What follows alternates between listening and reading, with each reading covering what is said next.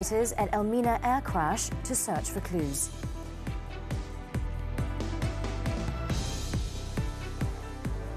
We begin with our headlining story.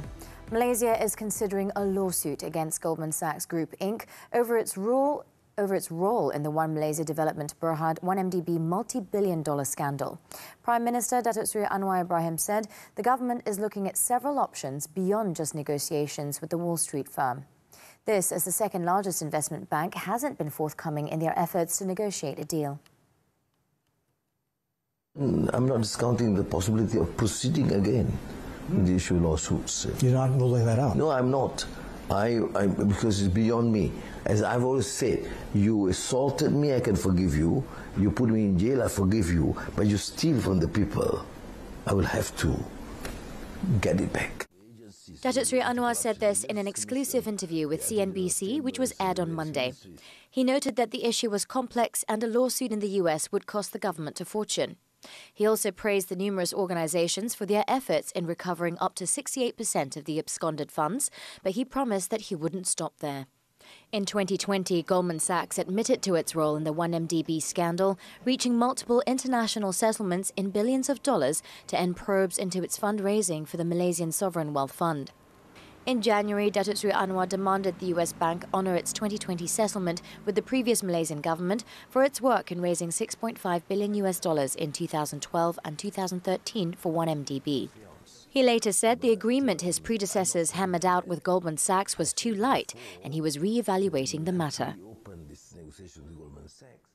A team of 10 aviation experts from the United States have begun inspecting the site of the air crash near Bandar Elmina, Shah Alam on Monday morning. They arrived on Sunday and are expected to be in the country for a period of 7 to 10 days to assist in the plane crash investigation. Shah Alam Police Chief Assistant Commissioner Muhammad Iqbal Ibrahim said the US team comprises representatives from the National Transportation Safety Board, NTSB, Federal Aviation Administration, FAA, and the aircraft manufacturer Beechcraft. Aside from combing the crash site for clues, the investigators will also examine the wreckage of the Beechcraft Model 390 Premier 1 business jet. 8 Air Accident Investigation Bureau BSKU officers were also involved in the probe. Meanwhile, the operation to remove pieces of the aircraft has been completed and the wreckage has been transported to a hangar in Subang for further investigation. Earlier, the Transport Ministry in a statement said that the preliminary report of the crash will be ready within 30 days of the incident.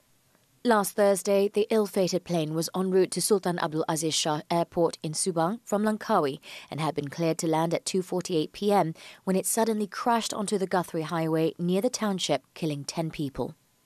8 of the victims were 2 flight crew members and 6 passengers on board the light aircraft, including Pahang Exco member Datuk Seri Johari Harun, while the other 2 were a motorcyclist and a car driver who happened to be passing by when the tragic incident occurred.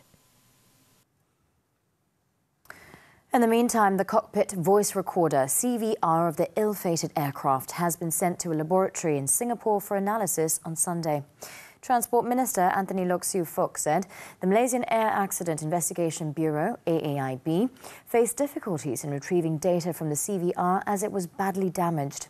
He said the authorities managed to open the CVR and successfully remove the memory puck component that contained the voice recording data from the plane.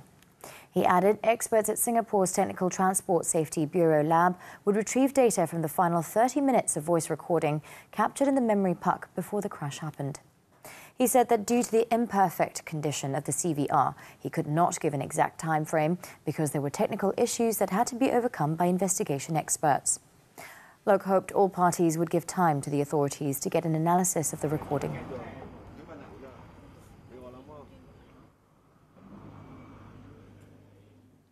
In other news, the Election Commission, EC, will hold a special meeting on Thursday to fix key dates for the Pelangai State by-election in Pahang. EC Secretary Dato' Ikmaluddin Ishak said the by-election was necessitated by the casual vacancy in the seat caused by the death of incumbent Datuk Seri Johari Harun last Thursday. In a statement on Monday, Dato' Ikmaluddin said the meeting would be chaired by EC Chairman Tan Sri Abdul Ghani Saleh and a media conference would be held after that. He said the Commission had been officially notified by Pahang State Assembly Speaker Datuk Seri Muhammad Sharkar Shamsuddin about the Pelangai seat vacancy. Datuk Seri Johari was among 10 people killed in the Elmina plane crash last Thursday.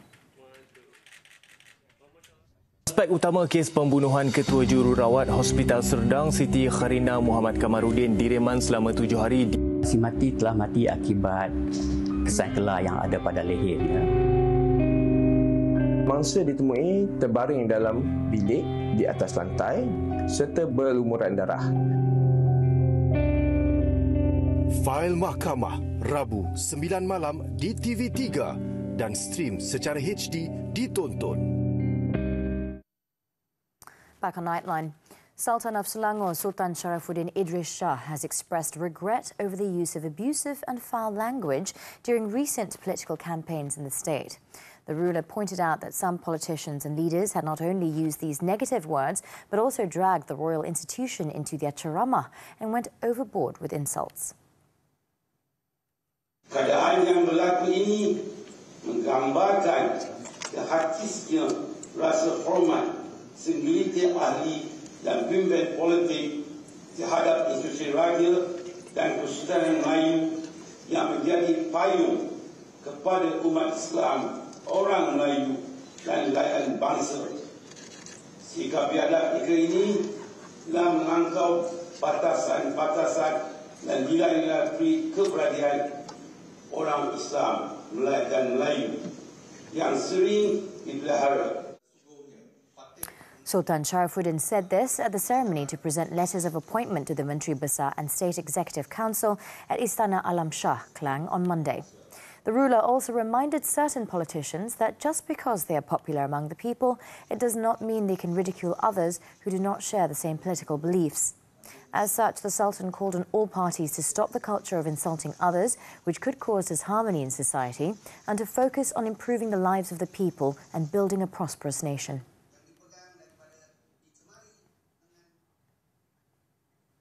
Meanwhile, Sungai Tua Assemblyman Datuk Seri Amiruddin Shari has been sworn in for a second term as the Selangor Menteri Besar. The swearing-in and oath-taking was carried out before Sultan Sharifuddin Idris Shah at Istana Alam Shah at 11 a.m. Monday. Datuk Seri Amiruddin, who is State Pakatan Harapan Chairman, also took his oath as a member of the Selangor Royal Council soon after being sworn in as Menteri Besar. He was sworn in for his first term in 2018. The University Putra Malaysia social science graduate first came into the limelight in 2008 when he won the then Batu Cave state seat, which he retained in 2013. The constituency was renamed Sungai Tua after the delineation exercise prior to the 2018 general election. Over in Kedah, former University Utara Malaysia UUM Vice-Chancellor Dr. Haim Hilman Abdullah and former Kedah football ace Muhammad Radi Maddin are among 10 assemblymen who were sworn in as Kedah State Executive Councillors on Monday. The swearing-in ceremony was held before the Sultan of Kedah, Al-Aminul Karim Sultan Salihuddin Sultan Badli Shah at Istana Anak Bukit in Al-Ostar. The sole Gerakan Assemblyman, Wong Chia Zen, who won the Kulim seat, also made it into the State Exco lineup. The other new faces in the lineup are two-term past Assemblymen for Sungai Limau, Muhammad Azam Abdul Samad, and Kuala Ketil Assemblyman, Mansur Zakaria. Two first-term elected representatives from Bersatu, Suka Menanti Assemblyman, Zawahir Abdul Ghani, and Kubang Rotan Assemblyman, Datuk Muhammad Saleh Saidin, also made it onto the list. Following the swearing-in ceremony, the Perikatan Nasional PN State Administration now has a total of 11 Exco members, including Menteri Besar Datuk Seri Muhammad Sanusi Matno. Barisan Nasional has vowed to conduct a comprehensive post-mortem on its performance after a chastening defeat in the 6 state elections last Saturday. Rivals are calling it another nail in the coffin for the 49-year-old coalition, but one political analyst insists all is not lost yet. FMT's Natasha Boost has the details. For decades, Barisan Nasional held a monopoly over Malaysian politics. But the recent state elections saw it unable to reverse the heavy losses suffered at the 2018 general election. On August 12th, the big winners in Kedah, Kelantan, Terengganu, Penang, Selangor and Negeri Sembilan were the right-wing party PAS and DAP, widely considered a left-wing party. Their traditional rival, the centrist BN, only won a paltry 19 seats of the 108 it had contested. So what caused this reversal of fortunes? Political scientist Chandra Muzaffar says at some point BN lost the support of the Rakyat over governance issues. This was compounded by false communal narratives which went unchecked. For instance, as some others have said, that all political power in the country is only with the Malays. It's not true. Just as it's wrong to say that all economic power is with the Chinese. It's not true. Such failures saw the Rakyat look for alternative parties to champion their interests. For some, it was PAS, and for others, DAP. But Chandra, a former PKR deputy president, says voters abandoning centrist parties is nothing new. Look at what happened in 2016 in the United States of America. You had a whole array of issues related to the economic position of the middle class, the white working class. You had grievances which were genuine because there was stagnation. The US, before 2016, had known decades of stagnation in terms of the wage curve. But then you had a man who came along and he manipulated the race card. Chandra was obviously referring to former US President Donald Trump. He cited India as another example of how political opponents have taken advantage of voters' disenchantment. The economic problems in India had become quite severe, unemployment and, the middle class, stagnating again, and problems of labor and all the rest of it. And the BJP exploited those issues in the 2014 elections. However, Chandra believes all is not lost for BN and other centrist parties in Malaysia. In order to bring the centre back together. So you have good governance. At the same time, of course, since this is a multi-ethnic, multi-religious society, you have to be conscious of, sensitive to, you must have a certain degree of rapport all the while with sentiments associated with communities. The next general election is due in 2027. Will any party succeed in bringing Malaysian politics back to the centre by then? Only time will tell. Natasha Bust, FMT for Nightline. The Court of Appeal on Monday ordered DAP Chairman Lim Guan Eng to pay 250,000 ringgit to former Baling Member of Parliament Datuk Sri Abdul Aziz Abdul Rahim for defamation in connection with the Pulau Pinang Undersea Tunnel project. This after a three-panel member comprising Justices Datuk Azizah Nawawi, Datuk Mirana Yahya and Datuk Azimah Omar allowed Datuk Sri Abdul Aziz's appeal to overturn the High Court's decision that dismissed his suit in 2020. Datuk Azimah, when reading the unanimous judgment, said Lim failed to verify the information and never sought any response from the appellant regarding the issue. The former finance minister was also ordered to pay 70,000 ringgit in costs to Datuk Sri Abdul Aziz. The appellate court also noted that the respondent's impugned statement went beyond seeking for the authorities to investigate the alleged wrongdoing relating to the undersea tunnel project and imputed Datuk Sri Abdul Aziz was involved in the matter. In March 2018, Datuk Sri Abdul Aziz sued Lim, claiming he had issued defamatory statements during a press conference connecting the former to a payment of 3 million ringgit as consultation fees from the developer of the undersea tunnel project. Prominent businessman Datuk Sri Khalid Muhammad Jiwa, also known as Datuk K, testified in the Kuala Lumpur High Court on Monday that the 10 million ringgit given by Datuk Sri Ahmad Zahid Hamidi through his foundation Yayasan Akal Budi YAB in 2015 was for investment purposes. He said this when he took the witness stand in the Deputy Prime Minister's corruption trial for misappropriating funds from YAB. According to Datuk Sri Khalid, who is the 8th defence witness, the UMNO president was like a brother to him, and the 10 million ringgit was to help his friend set up his company, Armada Holding Centre in Berhad, to bid for a tender to supply coal to Tenaga Nasional Berhad, TNB. However, the company had returned the money with interest amounting to over 69,000 ringgit to YAB after they failed to secure the contract, and the foundation did not incur any losses.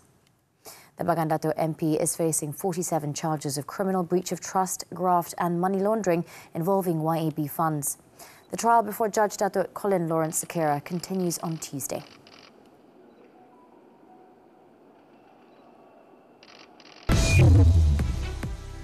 Thailand's Pheu unveils 11-party alliance in bid to form government. This and more from the foreign front right after this breather. Stay tuned.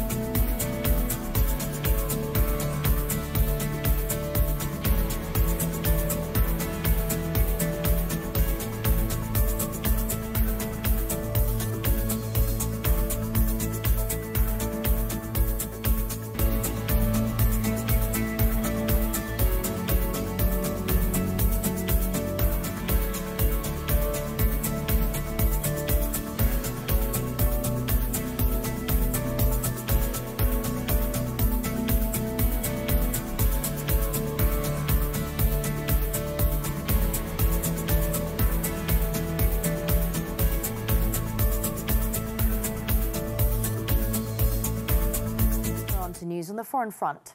Thailand's populist Pheu Thai party has formed a coalition with 11 other parties, including 2 allied with its former military rivals, in a bid to form a new government and end 3 months of political deadlock. The announcement on Monday came a day ahead of a parliamentary vote for a new prime minister, and as Pheu Thai founder and former premier Thaksin Shinawatra prepares to return to the kingdom after 15 years in self-imposed exile. Pheu Thai is expected to nominate real estate mogul Srettha Thavisin as the country's next leader, as the party came second in Thailand's May 14 election, but took over the formation of government after conservative members of an unelected upper house blocked attempts by election winner, the Move Forward party, from securing the top job for their candidate. Srettha, 60, will need the support of 375 legislators to be endorsed as prime minister and form the next government.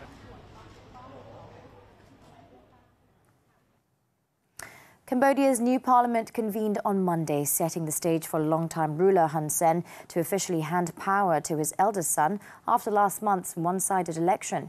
The country's head of state, King Norodom Sihamoni, who holds a largely symbolic role, opened parliament and congratulated the newly elected MPs, including Hun Sen and Hun Manet, both wearing traditional attire. He further said the country had made great progress over the last 30 years and urged MPs to make further efforts to help people live with equality. The king also said that he believed the new government will receive the parliament's mandate. Meanwhile, the parliament will reconvene on Tuesday to officially elect 4-star General Hun Manet as the country's new leader. Earlier this month, Hun Sen unveiled the new Cambodian government headed by Hun Manet, which includes his younger son, Hun Mani, and his nephew in senior roles.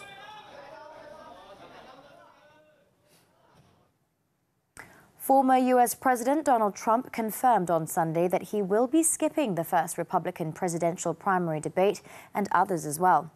Trump cited a poll that showed 62% of likely Republican primary voters would back him, which is his largest lead to date in the race to clinch his party's nomination. Another closely watched poll released on Monday showed Trump with a large advantage in Iowa, the Midwestern state holding the first contest for the party's White House nomination next year. The former president and early GOP frontrunner said that for months he saw the little upside in joining his rivals on stage when they gather for the first time in Milwaukee on Wednesday, given his commanding lead in the race. However, while Trump dominates in polling well above his opponents, some allies worry that a no-show could give his rivals a chance to create a viral moment and gain momentum. Tropical storm Hillary unleashed furious flash floods east and west of Los Angeles on Sunday as the system made its historic arrival in California after barreling through Mexico's Baja California peninsula with deadly force. California Governor Gavin Newsom declared a state of emergency for much of Southern California, with flash flood warnings in effect until at least 3 a.m. local time on Monday in a region that's more accustomed to drought. Authorities across Southern California pleaded with residents not to drive, with warnings of mudslides, road deterioration and dangerous debris flows, as some communities declared emergencies to respond to the storm. The LA Fire Department has not seen significant damage or any injuries so far, but personnel have responded to floods, a person stuck in the water, stranded cars, toppled trees, downed wires, and at least one partially collapsed roof. The storm, however, is expected to dissipate later Monday.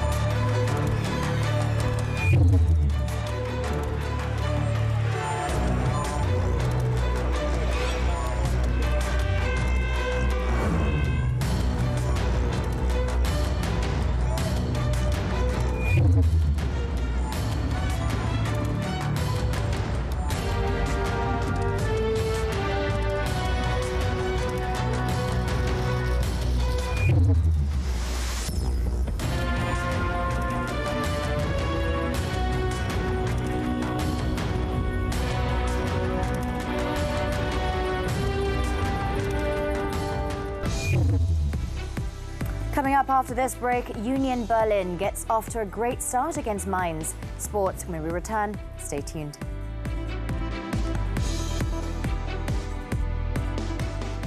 Aduh, dia tak angkat call saya ni, dia dah benci saya ke? Awak baru je borak dengan dia. Janganlah overthinking sangat. Okey, let me think. Kuih tiaw? Kuih tiaw kicap, char kuih tiaw, macam-macam ada. Suki, awak rasa muka saya ni kedut? Tak kena jumpa doktor ke? Dah minat cantik kan? Jumpa doktor yang buat tauliah. Sakit pula perut ni. Sakit perut jangan buat main-main, Fatih. Ini sakit perut. Kalau sakit hati, pernah tak rasa tak percaya dengan pasangan? Itu macam biasa kan? Nak tahu? Kena tonton Wanita hari ini di TV3. Dan stream secara langsung ditonton HD. Wanita hari ini.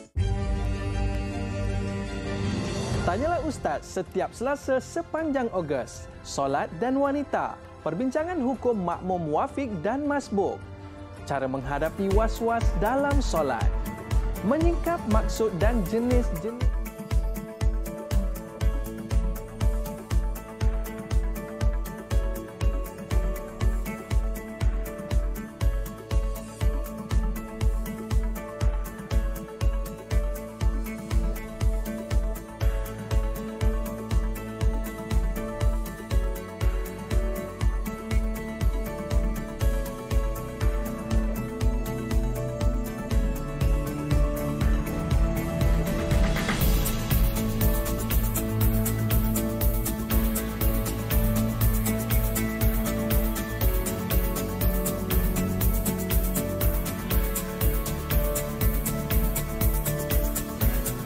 We're back with sports news now. Badminton, the 2023 BWF World Championships. Li Zijia smashed his way to the second round, defeating Indonesian Jonathan Christie at the Royal Arena in Copenhagen, Denmark on Monday. Unseeded in the Danish capital, Zijia won 21-13, 21-15 in 39 minutes. Zijia will take on Canada's Brian Yang next. Meanwhile, two-time former world junior champion Go Jinwei also got her World Championships campaign off to a winning start. Jinwei marched into the second round after downing Hungary's Vivian Sandarazi. The Malaysian, however, faces an uphill battle as she will take on the in-form world number 1, An Se-young of South Korea next. On to football now, the German Bundesliga.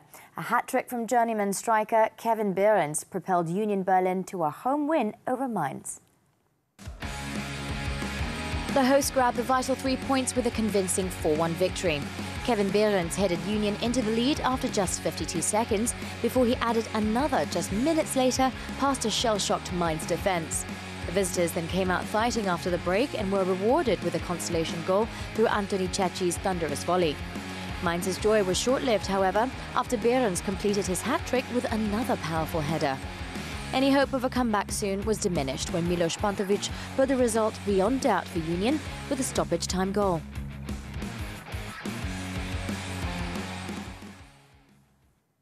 Moving on to tennis, Novak Djokovic overcame a match point and stifling heat to beat world number 1 Carlos Alcaraz to win the Cincinnati Open in a heart-pounding thriller.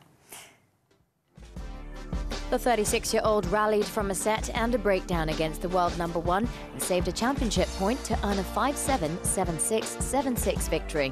Despite letting slip an opportunity to serve for the title at 5-4 in the third set, Djokovic bounced back to triumph after a gripping 3 hours and 49 minutes on court. The win delivered the Serb his 95th career title and 39th Masters 1000 crown, and he will look to add a 24th Grand Slam trophy to his collection at the upcoming US Open.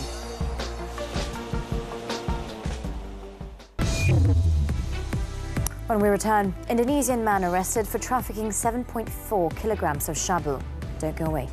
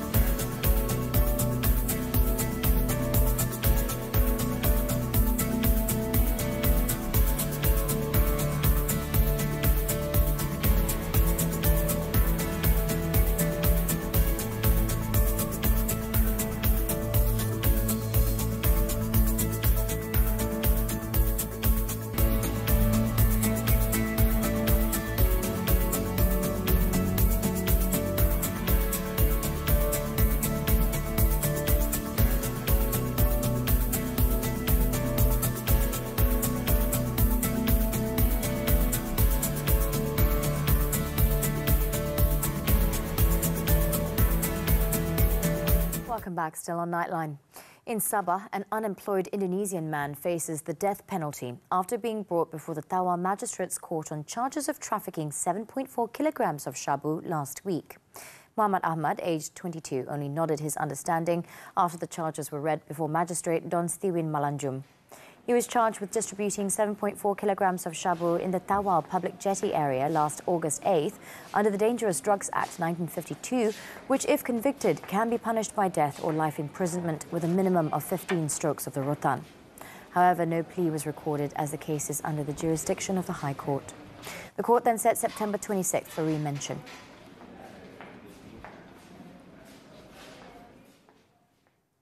A male teenager and an elderly man drowned while out fishing in Sungai Simen, Jalan Rantau Ladang Kombo in Seremban, Negeri Sembilan on Sunday night.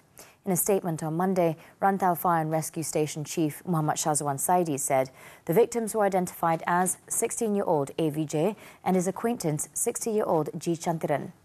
He said the station received a distress call at 8:07 p.m. and deployed 10 firemen along with 10 members of the water rescue team, PPDA, to the location.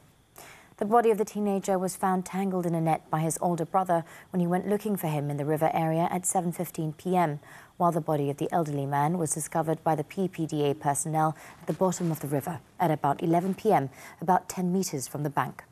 Both bodies were handed over to the police and sent to the Tuanku Jaafar Hospital, Seremban, for post-mortem.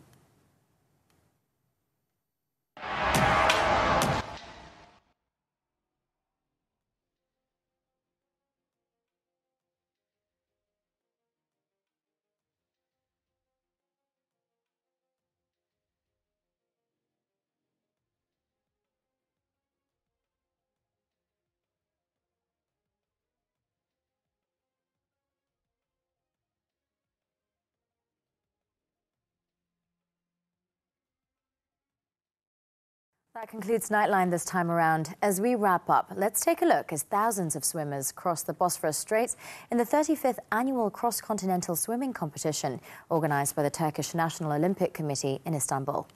With that, I'm Anita. Thank you for watching and be well, Malaysia.